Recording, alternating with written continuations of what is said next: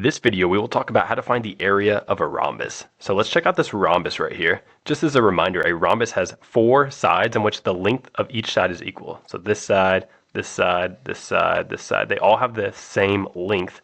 And the opposite sides, so this side and this side, are parallel to each other. And this side are also parallel to each other. So how can we find the area of a rhombus? Well, here's the formula.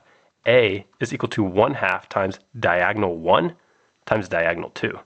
This is the formula you can use to find the area.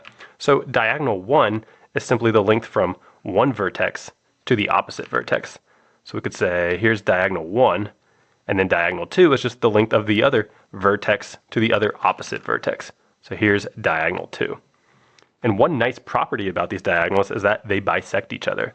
So in other words, this distance right here is equal to this distance right here. And similarly, this distance right here is equal to this distance right here.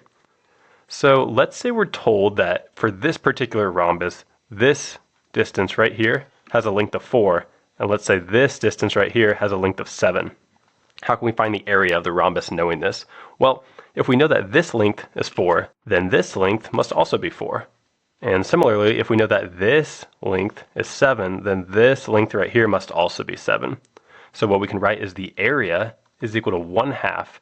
Diagonal 1 is going to be this total distance right here. So that would just be 7 plus 7. So that's 14. And diagonal 2 is going to be the distance right here, which is just 4 plus 4. So that's 8.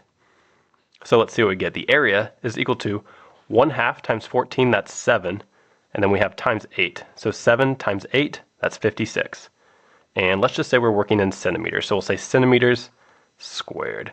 So the area of this rhombus is 56 centimeters squared.